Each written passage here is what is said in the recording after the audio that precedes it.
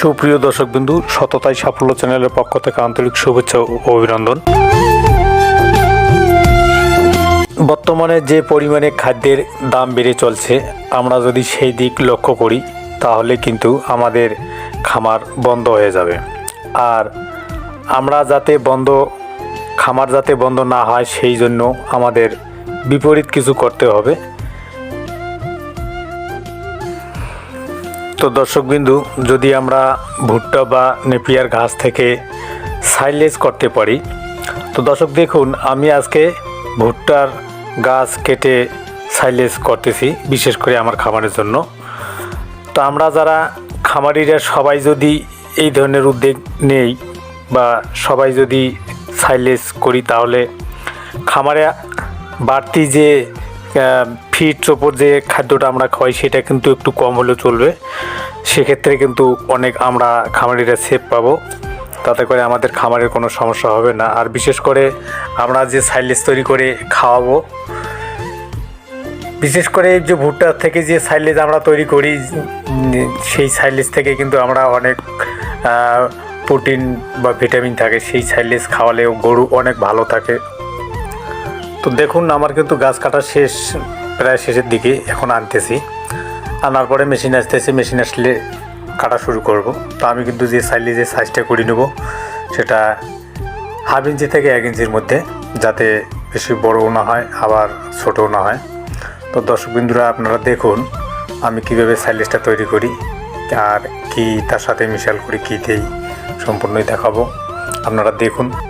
তো যদি আমার এই ভিডিওটা ভালো লেগে থাকে অবশ্যই লাইক, শেয়ার, কমেন্ট এবং সাবস্ক্রাইব করবেন। দর্শকবিন্দু, মেশিন নিয়ে আমরা কাটতেছি, দেখেন আপনারা এখন কাটতেছি। তো আমি যে সাইজটার কথা বলতেছি সেই সাইজটা 1/2 ইঞ্চি থেকে 1 ইঞ্চির মধ্যে করব। আর আমি কিন্তু এগুলো কাটার সাত যে আমি যে নেটটা বিছি নিয়েছি সেইখানে মানে বিসিলি করে নেব, বিসিলি নেব, মানে মেলান করে দেবো, যেটা জিনিসটা বাড়িয়ে দেবো। একখানে গোটো করে রাখবো না, কারণ এই জন্যে রাখবো না, ওটা উপরে আমি কিছু দেবো, সেটা দেবো কি চিটাগুড় এবং পানি। তো কী পরিমাণে দেবো সেই পরিমাণটাও দেখাবো।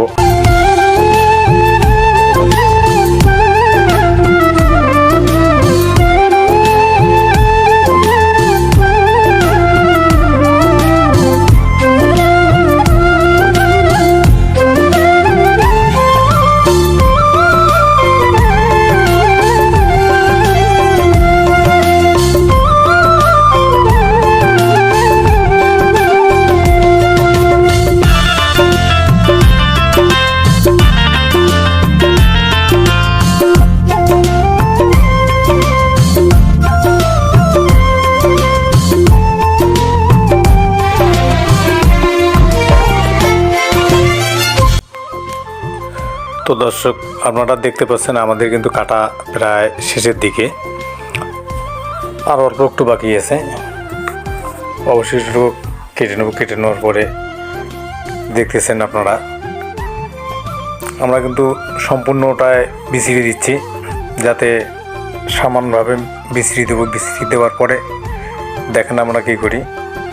তো দর্শকবিন্দুরা, আপনারা অবশ্যই সাইলেজ করবেন। সাইলেজের খুব উপকার, সাইলেজ করলে আমাদের অনেক লাভ। দর্শকবিন্দু, আপনারা দেখতেছেন আমাদের কিন্তু কাটা শেষের দিকে। তো আমরা এখন সম্পূর্ণ সুন্দরভাবে আবার বিছিয়ে দেবো। সম্পূর্ণ যে নেটটা দেখতেছেন, সম্পূর্ণ নেটের উপর সুন্দরভাবে এক সমান করে বিছিয়ে দেবো। দেওয়ার পরে দেখবেন আমরা কি করি। আপনারা হয়তো অবশ্যই জানেন যে সাইলেজ কতদিন পর থেকে খাওয়া শুরু করা যেতে পারে। তো মোটামুটি 21 দিনের পর থেকে শুরু করা যেতে পারে। 21 দিন থেকে শুরু করে আমরা এই সাইলেজ 2 বছর পর্যন্ত খাওয়াইতে পারি, যদি সংরক্ষণ আর সুন্দরভাবে যদি মজুত করে রাখতে পারি। তো যে দেখতে পাচ্ছেন দর্শক, আমরা এখন কিন্তু ওই যে চিটাগুড় পানিতে মিক্সার করতেছি। তো মোটামুটি ধরেন যে 10 কেজি চিটাগুড় 50 লিটার পানিতে মিক্স করতেছি। 50 লিটার পানিতে মিক্স করার পরে সেটা সুন্দরভাবে যে লেয়ারটা আমরা বিছিয়ে নিয়েছি সেই লেয়ারের উপরে সুন্দরভাবে আমরা স্প্রে বা হাত দিয়ে ছিটাই দিতে পারি। তো আমি অবশ্য হাত দিয়ে ছিটাই দেবো। মেশিন দিয়ে স্প্রে করবো না। অনেক সময় কিন্তু মেশিন দিয়ে স্প্রে করাও যায়, মেশিন দিয়ে স্প্রে করলে সুন্দর হয়, আরও সমস্যা নেই তাতে। তো দর্শক বিন্দু, এখন যদি আপনারা কেউ বলেন হয়তো এই সাইলেজ কোন গরুর প্রতি কতটুকু করে খাওয়াবো, তো সেই হিসাবে আমি বলবো বডি ওয়েটের উপর নির্ভর করে গরুকে খাওয়ানো যেতে পারে, অথবা যে গাভী 15 থেকে 20 লিটার দুধ দেয় সেই গাভীকে সেই পরিমাণে খাওয়াবেন, আর যে গাভী একটু কম দেয় সেই গাভীকে একটু কম খাওয়াবেন, সেই হিসাব করে খাওয়াবেন। তো ওই যে দর্শক বন্ধু দেখতেছেন, আমরা কিন্তু ওই যে লেয়ারটা বেছে নিচ্ছি সেই লেয়ারের উপরে চিটাগুড়ির যে পানিটা মিক্স করছি সেই পানিটা দিচ্ছি। তা আমরা পানিটা এইভাবে দিয়ে নেব, নেওয়ার পরে একটু মিশাল করে নেব, নেওয়ার পরে সেটা প্যাকেট করব।